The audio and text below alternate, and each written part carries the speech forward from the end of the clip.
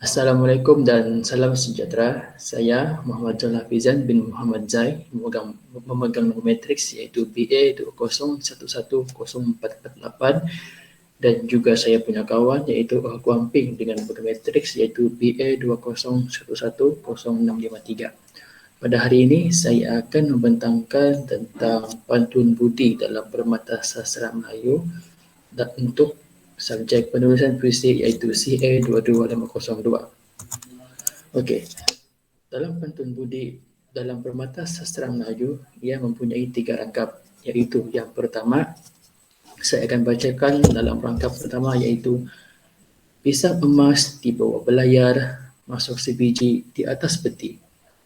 Hutang emas boleh dibayar, hutang budi di bawah mati. Rangkap kedua, Pulau Pandan jauh ke tengah, Gunung Daik bercabang 3. Hancur badan dikandung tanah, budi baik dikenang juga. Rangkap ketiga, tenang-tenang air di laut, sampan kolek mudik ke Tanjung.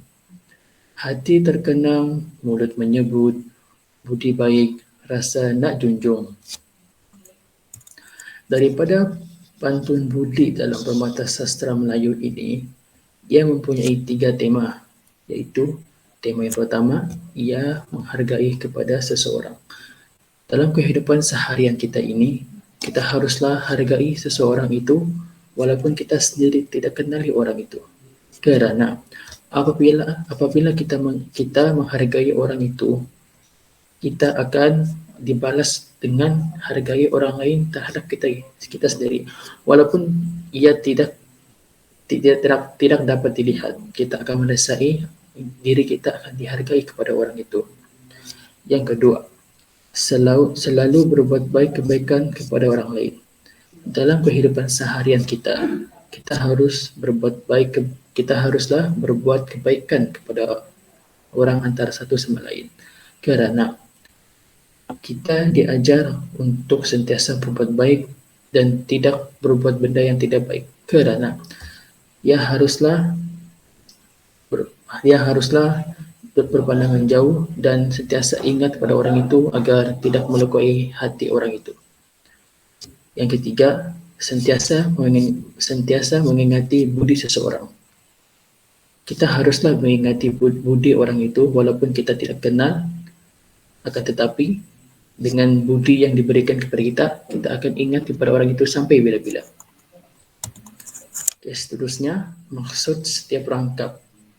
Rangkap yang pertama, segala hutang boleh dibayar dengan cara apa sekalipun. Tetapi hutang budi seseorang tidak boleh dibayar dan dibawa sampai ke akhir hayat. Walaupun hutang duit sekalipun, harta dan sebagainya, ia boleh dibayar dengan walau apa cara sekalipun. Akan tetapi hutang budi tidak boleh dibayar dan dia hanya dibawa mati ke akhir hayat. Rangkap kedua, apabila ajal tiba kepada kita, segalanya akan ditinggalkan. Kita akan kembali ke tanah jua. Tetapi budi kita yang baik akan diingati dan tetap dikenang sampai bila-bila. Kita sebagai manusia akan mengalami rasa kematian itu ada kepada kita. Semua benda yang hidup pasti akan ada yang meninggal. Tetapi hanya satu yang tidak boleh ditinggalkan, yaitu budi kita sendiri. Budi itu akan sentiasa diingat kepada orang kerana budi itu dia seumpama melekat di fikiran orang dengan perbuatan kita yang baik itu dalam fikiran orang lain.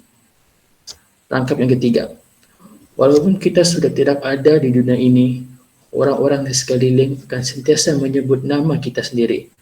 Kerana apabila kita sentiasa berbuat baik dengan orang lain, maka budi dan nama sentiasa disebut dan ingin menghargainya.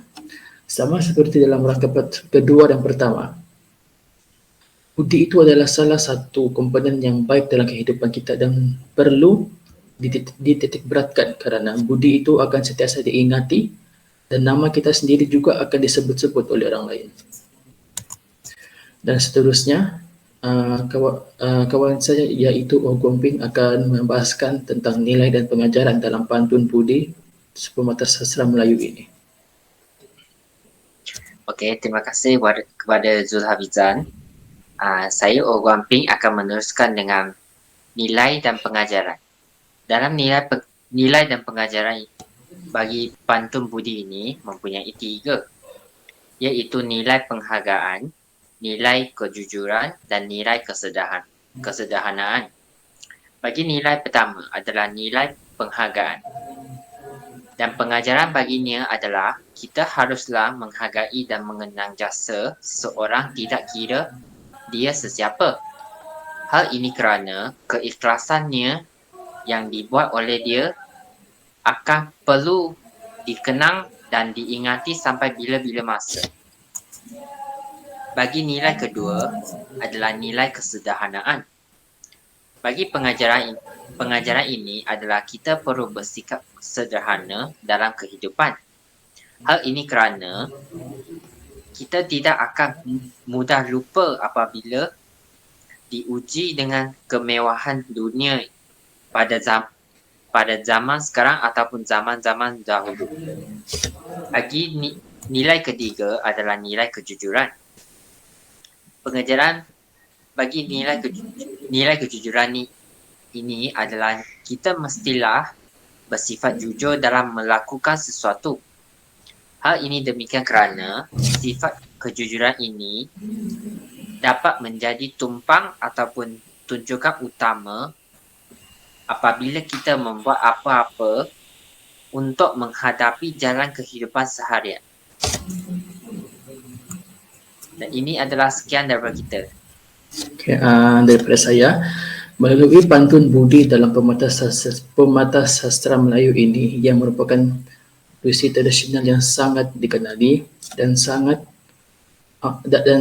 perlu dititik beratkan kepada kita, kerana pantun ini dia banyak mengajar kita bahawa budi itu adalah salah satu keperluan dan keperluan kepada kita sendiri untuk menjalani kehidupan seharian dan sentiasa diingati walaupun kita tidak ada di dunia ini. Sekian daripada saya dan juga saya punya kawan, dan terima kasih.